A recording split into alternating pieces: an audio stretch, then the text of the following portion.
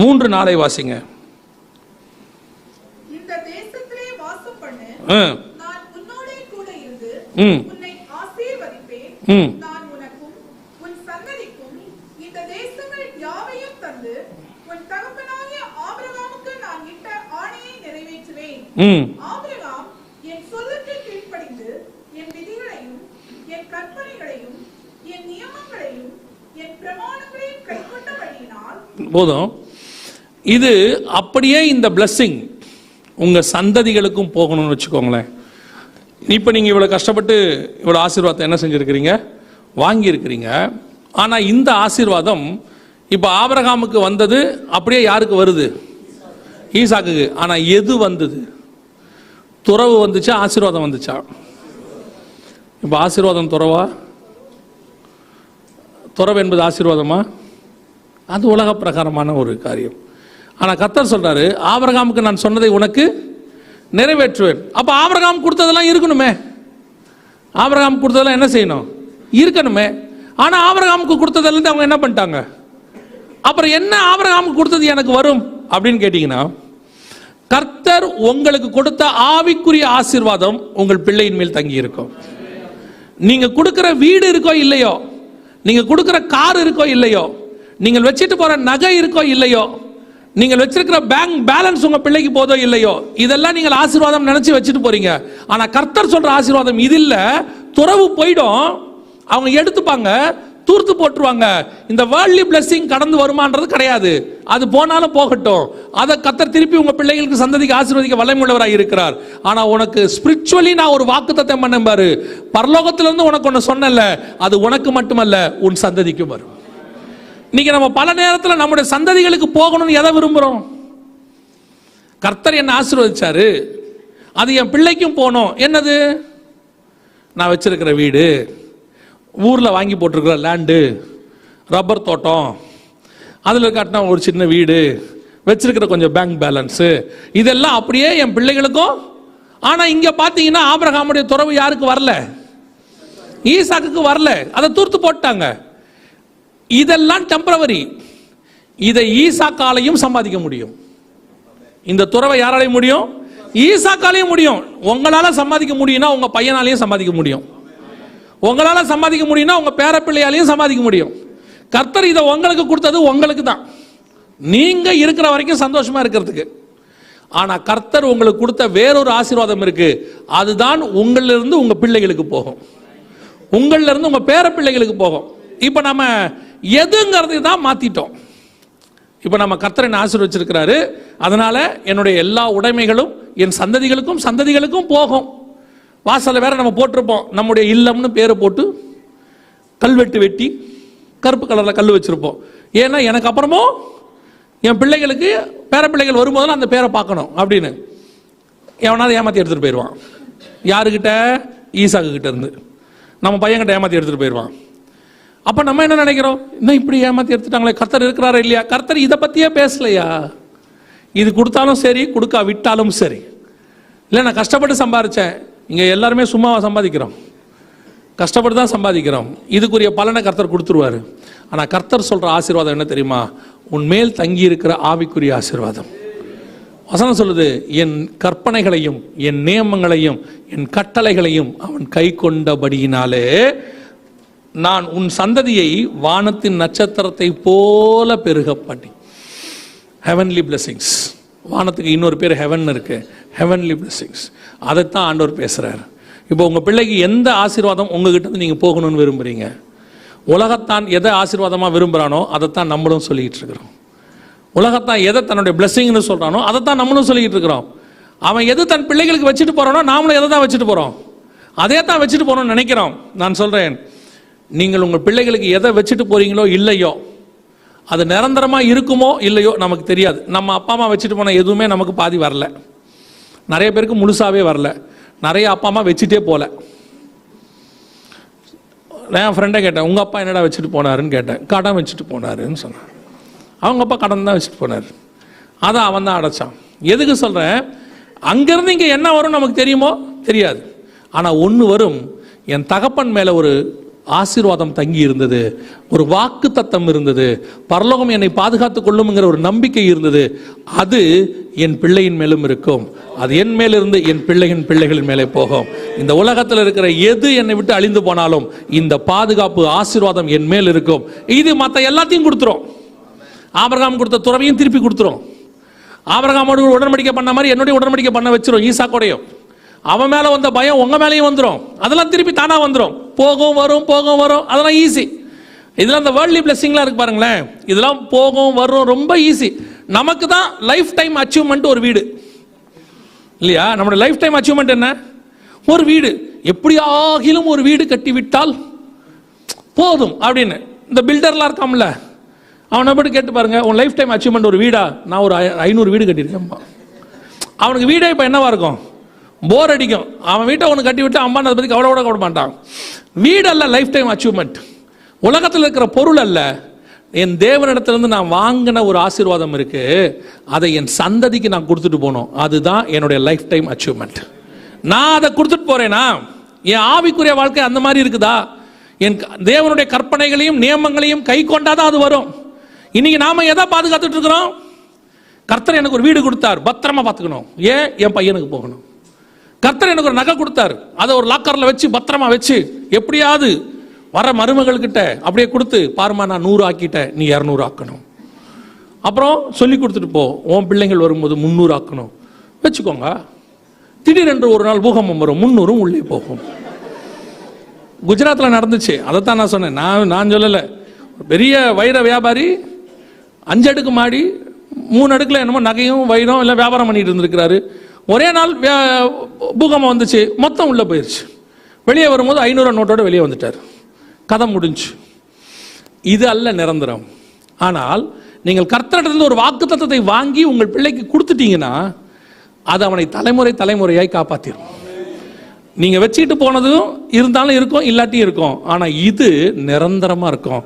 அதை வாங்கி கொடுக்கிற அளவுக்கு உங்க ஆவிக்குரிய வாழ்க்கை இருக்கணும். அதுதான் உண்மையிலேயே பிளெஸிங். அந்த ஆவிக்குரிய வாழ்க்கையோட அந்த ஸ்டாண்டர்ட் நம்மகிட்ட இருக்குதா? நம்மளை பொறுத்த வரைக்கும் என்ன, சபைக்கு வரோம், ஆராதனையில் அட்டன் பண்ணுறோம், உண்மையாக இருக்கணும். அதெல்லாம் எந்த மாற்று கருத்தும் இல்லை.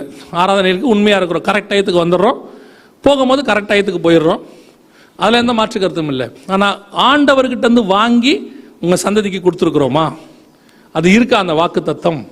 அப்படி ஏதாவது ஆண்டவர்கிட்ட வந்து வாங்கியிருக்கிறோமா அப்படிங்கிறத யோசிக்கணும். அதுதான் நிரந்தர ஆசீர்வாதம். இப்போ பாருங்க, துறவு போச்சு, எல்லாம் போச்சு. ஆனால் ஆபிரகாம் கொடுத்ததை விட அதிகமாக ஈசாக்குக்கு வந்துருச்சு. அவனை பார்த்து அமலேக்கியர்கள் பயப்படுறான், அபிமெலேக்கு பயப்படுறான். கர்த்தர் உன் கூட இருக்கிறாருன்னு எனக்கு நல்லாவே தெரிஞ்சிருச்சு. நீ வந்து என்னை என்ன செஞ்சிடாத, எதையும் டிஸ்டர்ப் பண்ணிடாத, என்னை துரத்திடாத, அடிச்சிடாத, நம்ம வேணா உடன்படிக்கை பண்ணிக்கலாம். இந்த அளவுக்கு வந்ததுக்கு என்ன காரணம் தெரியுமா? ஆபிரகாமுக்கு கொடுத்த ஆசீர்வாதம் அப்படியே யார் மேலே வந்துச்சு? ஈசாக்கு மேலே வந்துச்சு. இதை நம்ம உட்காந்து கொஞ்சம் ஒவ்வொரு நாளும் ஆண்டவர்கிட்ட இதை தான் கேட்கணும். ஆண்டவரே, நீங்கள் என்னை கிருபையாக வேறு பிரிச்சிங்க, அபிஷேகிச்சிங்க, வாக்குத்தத்தம் பண்ணிங்க, இது அப்படியே என் சந்ததிக்கும் போகணும், அப்படியே என் சந்ததிக்கும் போகணும். இப்போ பாருங்க, ஒரு வசனம் இருக்கு, ஏசாயா தீர்க்க தரிசன புஸ்தகம் 59ஆம் அதிகாரம் கடைசி வசனம் வாசிங்க பார்ப்போம். ஏசாயா 59 கடைசி வாசிங்க.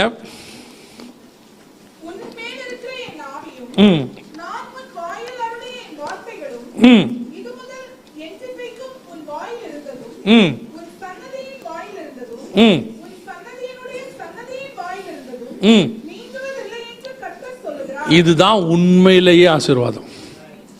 உன் மேல் உள்ள என் ஆவியும் உன் வாயில் உள்ள என் வார்த்தையும், holy spirit and the God's word, இது ரெண்டும் உன்னிலிருந்தும் நீங்காது, உன் சந்ததியிலிருந்து நீங்காது, உன் சந்ததியின் சந்ததியிலிருந்தும் நீங்காது.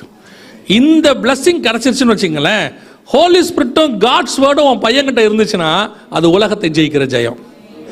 ஹோலி ஸ்பிரிட்டும் காட்ஸ் வேர்டும் உன் சந்ததியோட சந்ததிகிட்ட இருந்துச்சுன்னா அது உலகத்தை ஜெயிக்கிற ஜெயம். உங்களுக்கு கொடுத்ததை விட அதிகமாகவே கர்த்தர் அவனுக்கு கொடுத்துருவார். ஏன்னா நீங்க நீதிமானா இருந்திருக்கிறீங்க, உங்களுடைய வாக்கு தத்தம், அவன் நீதிமானா இருக்கிறான், ரெண்டும் சேர்ந்து டபுள் ஃபோல்ட் பிளெஸிங் அவனுக்கு போயிடும். ஆனா நீங்க சேர்த்து வைக்கிற விஷயம் டபுள் ஃபோல்டாக மாறாது. அது உலகத்தானுக்கு. அம்பானி வச்சது முகேஷ் அம்பானி மாத்துவாரு, முகேஷ் அம்பானி வைக்கிறத அவர் பையனுடைய அவர் வேற மாதிரி மாத்துவாரு. அது வேர்ல்டு. ஒரு நாள் இல்லாமல் போகும். அலெக்சாண்டர் சேர்த்து வச்சது அவர் சந்ததிக்கு இல்லாமல் போயிருச்சு. இன்னைக்கு அலெக்சாண்டர் சந்ததி எங்க இருக்குன்னே நமக்கு தெரியாது. ஆனால் ஆபிரகாமின் சந்ததி எங்க இருக்குன்னு நமக்கு தெரியுது, இன்னைய வரைக்கும் தெரியுது. அவன் ஊரா அலைஞ்சாலும் சரி, நாடு நாடா பரதேசியா அலைஞ்சாலும் சரி, எங்க வேணா துரத்தப்பட்டாலும் சரி, ஆனா ஆபிரகாமின் சந்ததி இன்னைக்கும் பூமியில இருக்கு. அதுதான் கர்த்தர் கொடுத்த ஆசீர்வாதம். அதுதான் உங்களுக்கும் எனக்கும் வேணும்னு நான் சொல்றேன். நம்முடைய வியூ எதுல இருக்கு? இவ்வளவு நேரம் நான் சொன்னது துறவை பத்தியோ, இவ்வளவு நேரம் நான் சொன்னது தேசத்தை பத்தியோ அல்ல. இதே ஆபிரகாம் திருப்பி சொல்றாரு, தேசத்துக்கு வந்தாச்சு, சுதந்திரிச்சாச்சு, பையன் கையில கொடுத்தாச்சு. இதே ஆபிரகாம் இன்னொன்னு சொல்றாரு. எபிரேயர் நிருபம் 11ஆம் அதிகாரம், எபிரேயர் நிருபம் 11ஆம் அதிகாரம் 9, 10, 11 வாசிங்க.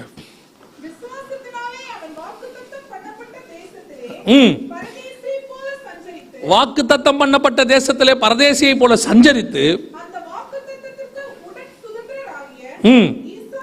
ஈசாக்கோடும் யாக்கோபோடும் கூடாரங்களில் குடியிருந்தான். ஏனெனில்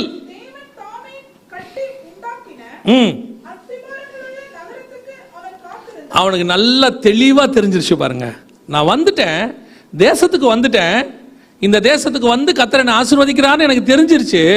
ஆனா இது அல்ல, இதிலும் மேலான ஒரு தேசம் இருக்கு, அதுக்குத்தான் நான் காத்திருக்கிறேன். அவனுக்கு இருக்கிற வெளிப்பாடு உங்களுக்கு எனக்கு இன்னைக்கு இல்லை. அவன் ஏன் கூடாரங்கள்ல குடியிருந்தான்? அது வந்து ஞான அர்த்தம். ஏன் கூடாரங்கள்ல குடியிருந்தான்? I am living in a temporary tent. எனக்கு பர்மனன்ட் டென்ட் ஒன்று வருது, அஸ்திவாரம் உள்ள நகரம் வருது, நான் அதற்கு காத்திருக்கிறேன். அதனால நீங்கள் நான் இன்னைக்கு கூடாரத்தில் குடியிருக்கணும்னு அர்த்தம் அல்ல. நான் இருக்கிறது ஒரு டென்ட் மாதிரி, இது டெம்பரவரி. எங்கிட்ட இருக்கிறது ஒரு டென்ட், டெம்பரவரி, எல்லாமே டெம்பரவரி. அது உங்க வேலையோ, பணமோ, படிப்போ, புகழோ, அந்தஸ்தோ, அல்லது நீங்க வச்சிருக்கிற ஆசீர்வாதங்களோ, அத்தனையும் டெம்பரவரி. நான் ஒரு டெம்பரவரி வேர்ல்டுக்குள்ள இருக்கிறேன், ஒரு டெம்பரவரி பிளஸிங்குள்ள இருக்கிறேன். இதை வந்து தூர்த்து யாராவது போடுறதுக்கும் வாய்ப்பு இருக்குது. அதை விட பெருசா திருப்பி கர்த்தர் எனக்கு கொடுக்கறதுக்கும் வாய்ப்பு இருக்குது. நான் இதை குறித்து சொல்லவில்லை. நான் எதிர்பார்க்கிற ஒரு அஸ்திபாரமுள்ள நகரம் இருக்கு, அதுக்குத்தான் நான் காத்திருக்கிறேன். இதை தான் நீங்க உங்க பையனுக்கு கொடுத்துட்டு போனோம், உங்க சந்ததிக்கு கொடுத்துட்டு போனோம். அதை தான் உங்க சந்ததியின் சந்ததிக்கு கொடுக்கணும். கவலைப்படாத, அப்பா சேர்த்து வச்சிருக்கிறேன், இதை அழிக்காம மட்டும் நீ பார்த்துக்க. சொல்லிட்டு போறது என்னது? கீழே 2 பெட்ரூம், மேலே ஒரு பெட்ரூம் போட்டு, உள்ளேயே படிக்கட்டு போட்டு, மார்பிள்ல போட்டு, உனக்கு வீடெல்லாம் கட்டி கொடுத்துட்டே, டோன்ட் வரி, இதை நீ மட்டும் பத்திரமா பார்த்துக்க, உன் வாழ்க்கை நல்லா இருக்கும். இருக்காது, இருக்காது. ஏன் இருக்காது? அவன் சோம்பேறி ஆயிடுவான். யோசிச்சு பாருங்க, நல்ல பேங்க்ல பணத்தை போட்டு ஒரு வீடை கட்டி கொடுத்துட்டு, மாசானா மளிகை சாமான் வாங்கி போட்டு உங்க பையனை வைங்க, 3 மாசத்துல சுகர் வந்துடும். சாப்பிட்டு தூங்கி எழுந்திரிச்சானா என்ன ஆகும்?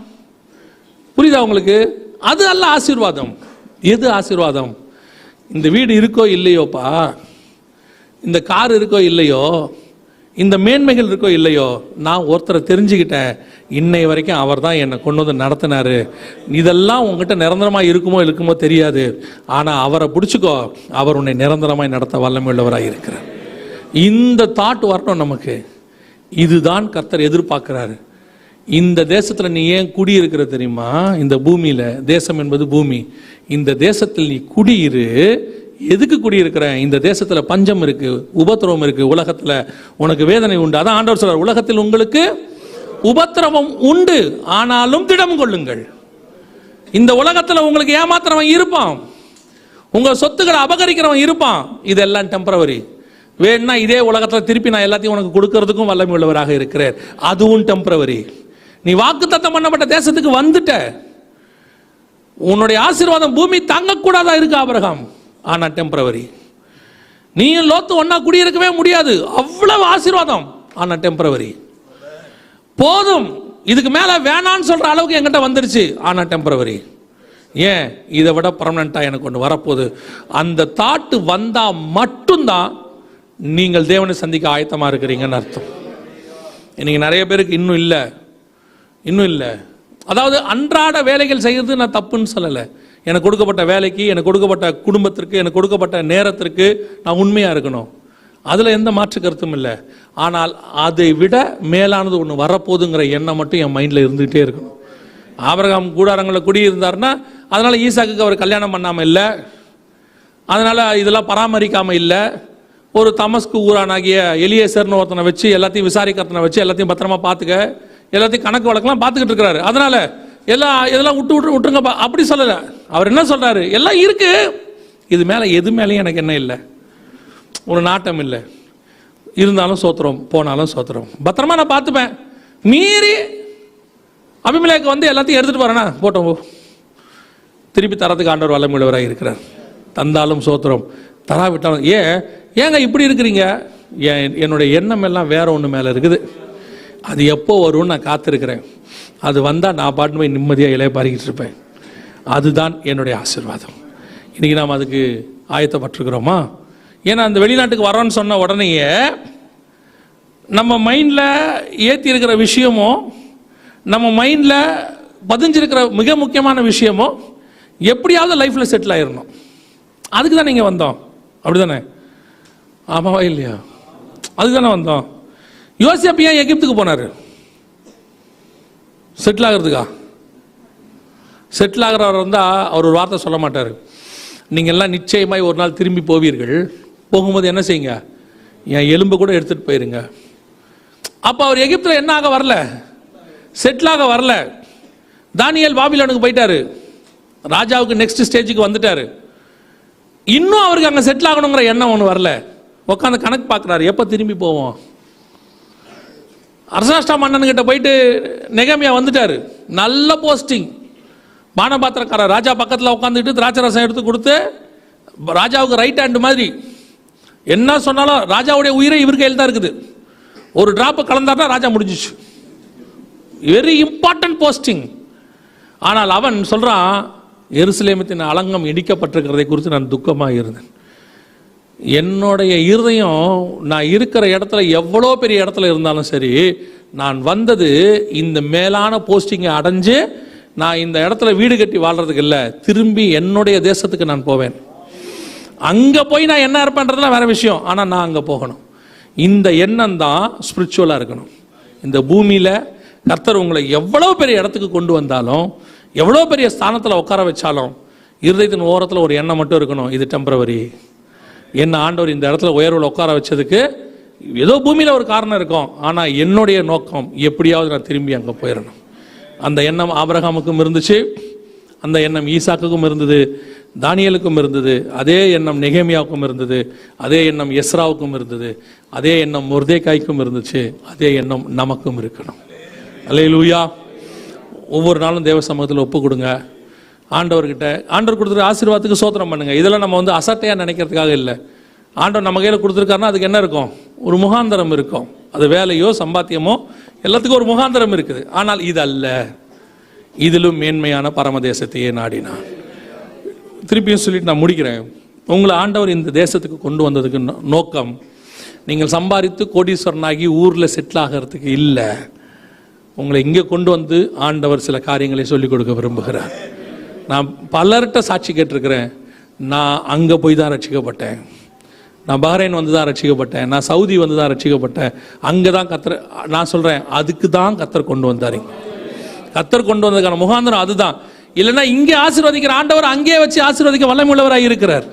ஏன் இந்தியாவில் இல்லாத சோர்ஸா, இந்தியாவில் இல்லாத ஆசீர்வாதமா? தேவன் நினைச்சா உன்னை பாபிலோன்ல வச்சும் ஆசீர்வதிப்பார், எகிப்தில் வச்சும் ஆசீர்வதிப்பார், எருசலேமில் வச்சும் ஆசீர்வதிப்பார். தேவனால் கூடாத காரியம் ஒன்றும் இல்லை. எங்க வேணாலும் வச்சு கத்தர் என்ன செய்வார், ஆசீர்வதிப்பார். ஆனால் உங்களை இங்கே கொண்டாந்ததுக்கு ஒரு முகாந்திரம் உண்டு. இங்கே வந்தாதான் உனக்கு அந்த தேவ அறிவு வரும்னு கத்தர் நினைக்கிறார். அதுக்கு ஆண்டவர் கொண்டாந்துருக்கிறார். சில பிரிவினைகள் சிலரை விட்டு உங்களை பிரித்து கொண்டாந்தாதான் நீங்கள் தேவன் பக்கம் திரும்புவீங்க. இல்லைன்னா அவன் தேவன் பக்கம் உங்களை திரும்ப விடாமல் தடுத்துக்கிட்டே இருப்பான். அப்படிப்பட்டவர்களை கத்தர் என்ன செஞ்சிருவார், பிரித்து கொண்டாந்து தன்னை அறிகிற அறிவை கொடுத்து இன்னைக்கு உருவாக்கி இருக்கிறாரு. உங்களுக்குள்ள இருக்க வேண்டிய ஒரு எண்ணம் என்ன தெரியுமா, இது அல்ல, இதிலும் மேன்மையான பரமதேசத்தையே நான் நாடுவேன்.